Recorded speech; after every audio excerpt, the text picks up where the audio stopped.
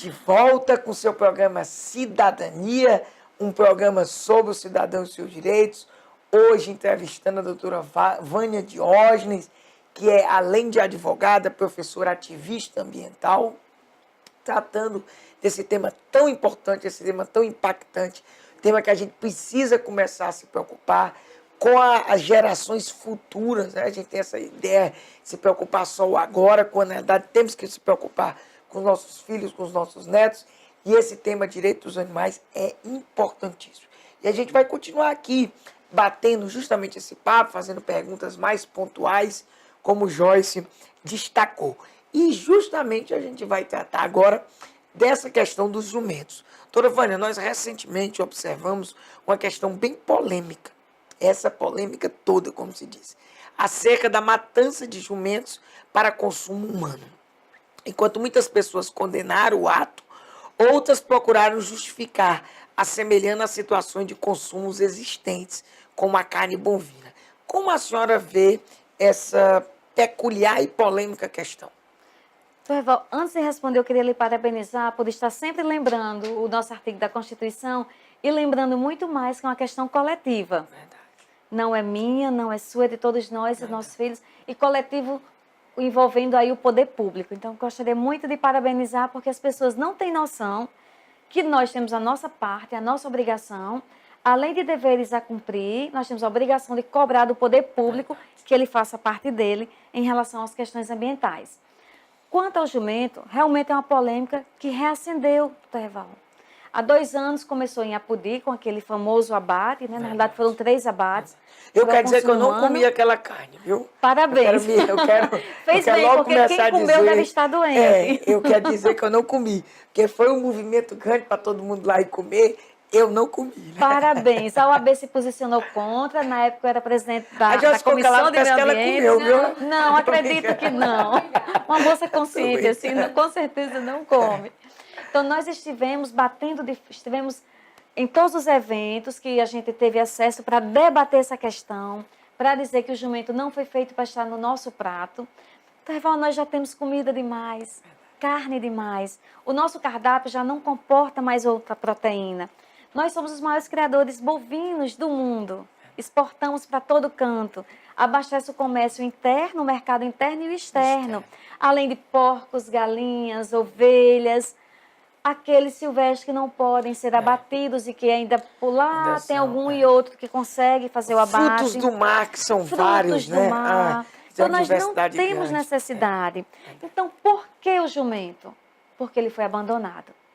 E o poder público não faz o seu papel, que é de construir santuários e abrigar esses animais. Porque não faz a castração. Porque o homem o explorou a vida inteira. O Nordeste foi desenvolvido à base de quê? Do jumento, no lombo do jumento. Hoje nós temos que ter gratidão. Eu não sei se vocês sabem que o nosso jumento nordestino só existe aqui. Ele com aquelas características, né? É nosso mesmo. O lar de São Paulo é outro. Na África, em outros países, são outros. Inclusive, ele é estudado no mundo inteiro. O nosso jumento nordestino. É diferenciado. É diferenciado. Então, ele tem um valor histórico, cultural, religioso. E quem não for por nenhum desses viés, vamos para a questão sanitária? Comer carne de jumento é perigoso. Por quê? Porque nós não temos criadores de jumento. Nós não temos fazendas que criem, que façam reprodução assistida desse jumento. Então, ele tem doenças e zoonoses que, uma vez chegada ao homem, mata, como o tumor negro, por exemplo. Então, para se ter um abate de jumento, tem que haver uma criação. Passa muitos e muitos anos observando, dando vacinas. Né? Não vai ser da noite para o dia, né? Porque se a gente imaginar, a doutora foi perfeita aí, se a gente imaginar como era, e ainda tem, mas tem como exceção, os abatedouros dos animais bovinos há muito tempo atrás, e hoje mesmo com aquela operação carne fraca, que a gente viu que teve muito, foi zoada, não é tudo aquilo que se colocou, teve muito mais uma questão política ali, mas que a gente viu que o mercado brasileiro nesse ano está bem mais preparado. Veja a doutora Vânia reconhecendo isso.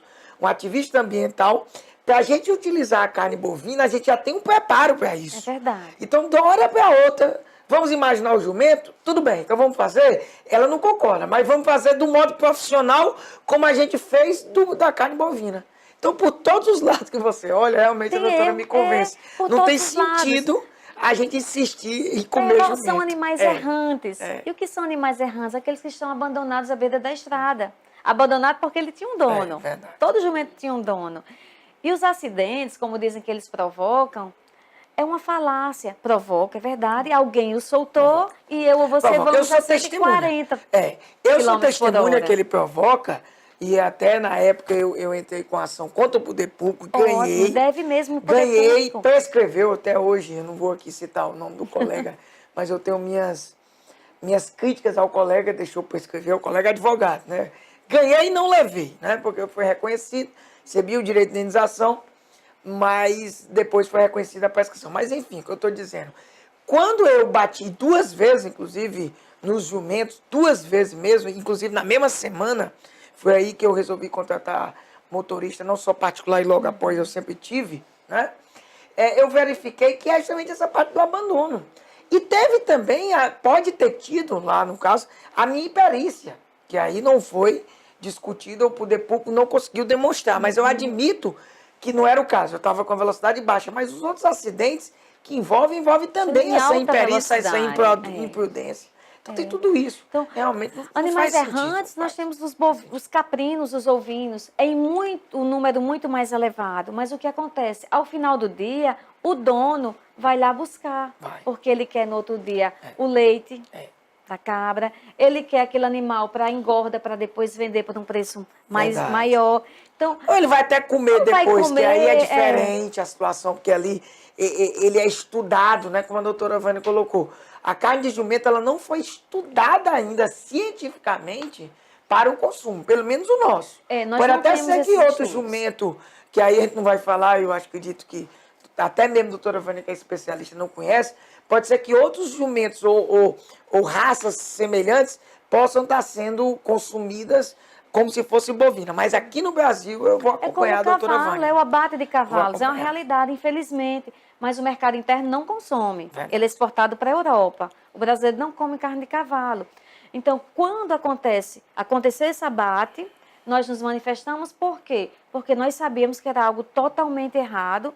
Talvez para engrandecer alguém, A ou B, também não quero citar nomes. A senhora foi pontual em dizer que não concordava no problema. Para evitar e é muito importante, nós não temos frigoríficos, abatedouros cifados, que é o CIF, o Selo de Inspeção Federal, aqui nem para bovinos.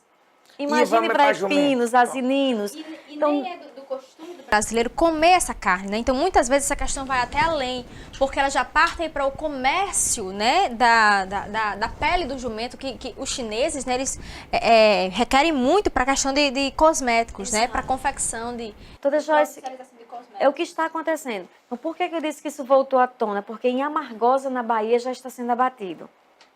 Todos os dias o jumento está sendo abatido para exportação justamente para a China, mercado asiático. A carne eles não comem também, eles não fazem uso dela. Não é nem tanto a pele, para vocês verem como é muito mais cruel. É apenas uma substância que tem embaixo da pele para uso. Isso que se aproveita. Isso que se aproveita. Um jumento abatido, ele não dá 50 quilos. Ele é muito pequeno. Não dá. Então, eles sabem disso. E o pior, que em 2018 a previsão para o abate é aqui no Rio Grande do Norte. Já está sendo construído um frigorífico, GBI. Dizem que é uma filial da China, mas nós não temos aqui um selo de inspeção federal para isso. Ele não está cifrado, ele não está preparado. E eu tenho um relatório da UFESA, que foi feito naquele abate de Apodi. Todos os animais que se encontravam na fazenda, na APA de Apodi, eram portadores de doenças. Todos. Inclusive cometendo canibalismo entre eles. Então quem comeu aí deve ter tido algum problema, né? Ou pode quem comeu ter é tido. bom que faça exames. Francisco parece que comeu, viu aqui. E agora tratando um pouco da PEC da vaquejada, né, que como ficou conhecida a emenda 96, que nós já relatamos aqui no programa, né? A senhora acha que essa PEC, ela vai de encontro ao que preconiza a Constituição, né, até no artigo que o Dr. Erval citou, e até os posicionamentos do Superior Tribunal de Justiça, né, do Supremo Tribunal também, porque eu lembro bem que o STF... ele condenou, ele declarou inconstitucional, não foi, acho que no Ceará, né, uma lei, né, que regulamentava a vaquejada.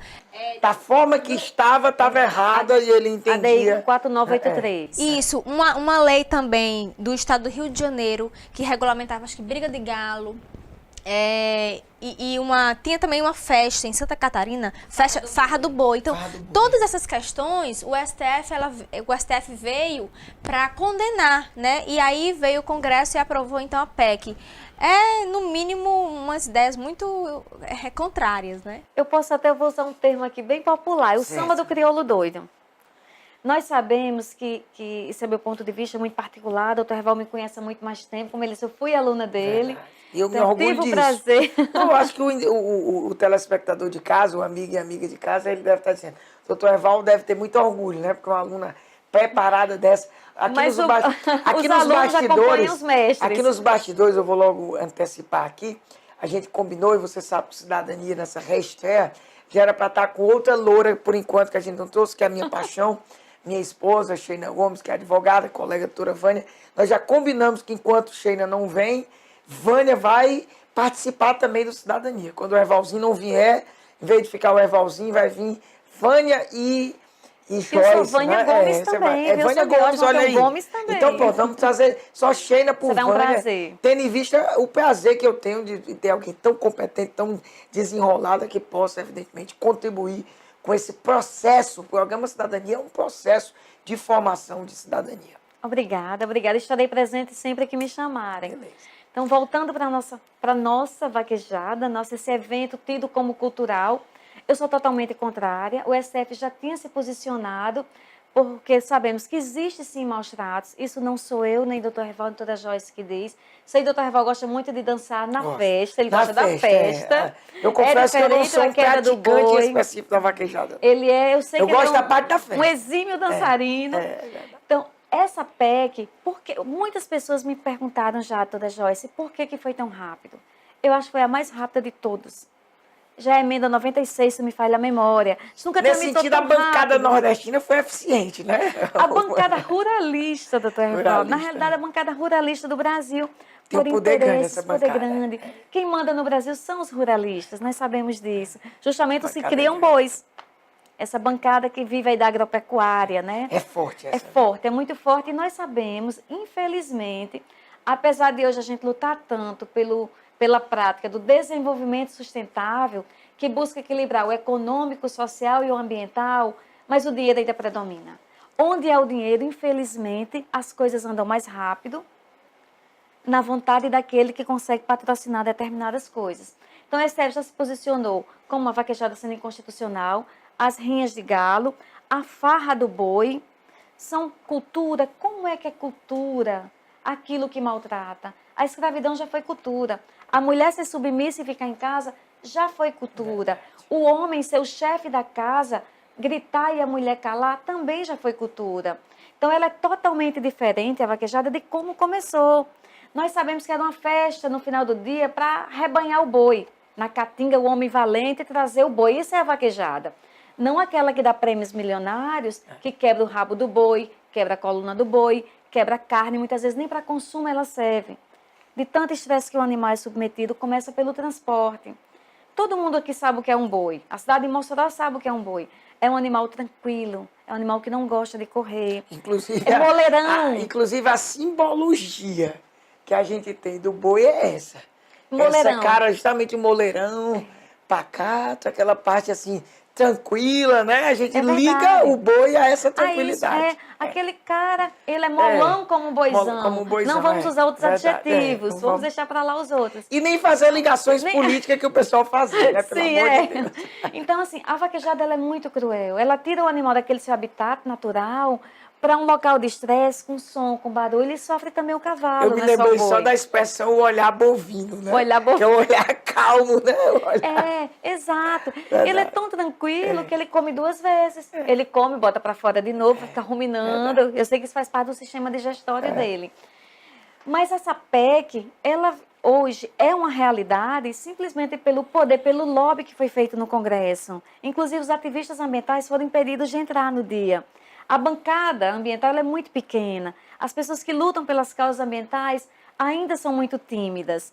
Então, quando houve o posicionamento do STF, a gente ficou muito feliz, porque eu entendia e entendo como erga omnes. E eu entendo ainda que esse acréscimo ao 225 da Constituição, ele é inconstitucional. Você já há ação discutindo a inconstitucionalidade dessa PEC? Muitas. Já há uma ação direta de inconstitucionalidade? Já. Eu faço parte de alguns grupos do WhatsApp, de protetores Mas o STF ainda não se ainda manifestou. não. E nem houve pedido de liminar também. Não, houve ainda ou não. foi indeferido? Se houve, não foi deferida. Certo, Esse grupo que eu participo no WhatsApp, que é Até Direito porque Animal tem que ter Nacional, calma, tem porque feito a muita gente coisa. não pode banalizar, aproveitar uma questão processual, o uso da liminar em ADIM. É verdade. Tá? A gente tem que ter calma, porque com certeza já foi um avanço, a doutora Vânia está reconhecendo, a declaração de constitucionalidade, não é nem da lei, da prática à época, e a forma com que foi colocado na Constituição já foi um avanço em relação ao que tinha.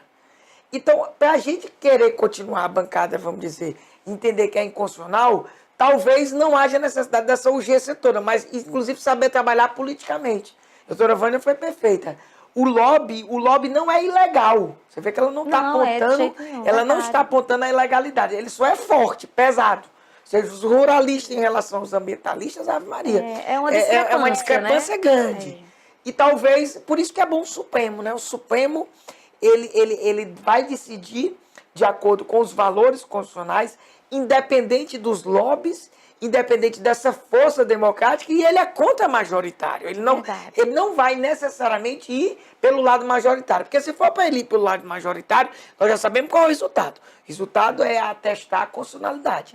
E ele é da essência poder ir contra a democracia, poder ir contra a maioria. Isso é que é a beleza, da função constitucional. Esse acréscimo que houve ao 225, doutor Rival e querida Joyce, para mim ele é inconstitucional, porque só pode uma atividade ser declarada patrimônio imaterial e cultural através do IPHAN. Nós sabemos que nenhum outro órgão tem essa competência. Então, o IPHAN é que diz o que é patrimônio e o que é cultura. E o IPHAN se posicionou em carta aberta, totalmente contrário à vaquejada, como sendo reconhecida como patrimônio cultural imaterial. Então, há aí algo muito distorcido. Como é que aquele que é competente se declarou contra e ele está depois aquilo lá na Constituição? Eu digo mais ou menos, sem ser um expert no assunto, você sabe que eu só falo do que eu sei, mas eu vou aproveitar o que eu vejo em outras áreas para resumir aqui. É o político ou politiqueiro prevalecendo sobre o técnico. Porque a parte da política, na acepção do termo, eu sempre vou estar ao lado da política. Muito bem. Nenhum dos problemas, inclusive esse, deve ser tratado no lado político, na acepção do termo, inclusive com essa, vamos dizer, com essa discussão entre ruralistas e ambientalistas. Claro, com limite. Mas o que eu não concordo é o politiqueiro prevalecer sobre o técnico. Se o IPHAN, que é o órgão competente, inclusive eu tenho um parente, né, um tio que é antropólogo e inclusive funcionário do IPHAN. Eu nunca perguntei a ele sobre essa situação específica. Mas se o órgão técnico, ou seja, se a entidade técnica já se posicionou, é no mínimo estranho. É no mínimo estranho. E eu foi tudo isso que nos por levou a desacreditar um pouquinho dessa questão do Congresso. A gente sempre usa o termo, o Congresso nos decepcionou completamente, ou seja, o Congresso rasgou a Constituição, porque contrariou o próprio 225, quando diz que não é possível práticas cruéis para o divertimento humano. Práticas cruéis de animais para o divertimento humano. Então, a vaquejada, hoje, ela é uma realidade, da forma que nós botamos aqui, mas acontece que muitos juízes e promotores, nos mais diversos estados e cidades, vêm proibindo. Tivemos várias agora proibidas. Mesmo logo após a PEC. Mesmo logo após. Aqui no Ceará, em Pernambuco, o rodeio em São Paulo, vários foram proibidos agora. Quando você permite e coloca uma expressão aberta, é impossível que você permita sem ter o poder do juiz, caso a caso, aferir se o animal não está sendo maltratado. Isso aí eu quero atestar até na minha qualidade de juiz. Doutora Vânia, continuando um pouquinho aqui, ainda nessa linha, né? Dentro dos direitos dos animais está a vida, né? Esse direito aí é indiscutível e deve ser protegido. Como a senhora enxerga a questão do consumo humano como um todo, o chamado vegetarianismo e o veganismo, Né? Eu queria que a senhora abordasse. Vânia, eu vou pedir para a senhora esperar um pouquinho e na volta do nosso intervalo, a doutora Vânia vai responder essa questão aí do direito à vida dos animais, da questão do vegetarianismo também e do veganismo. Então, você que se interessa pelo assunto, não sai daí que o Cidadania vai, mas volta daqui a pouco. Cidadania, um programa sobre o cidadão e os seus direitos.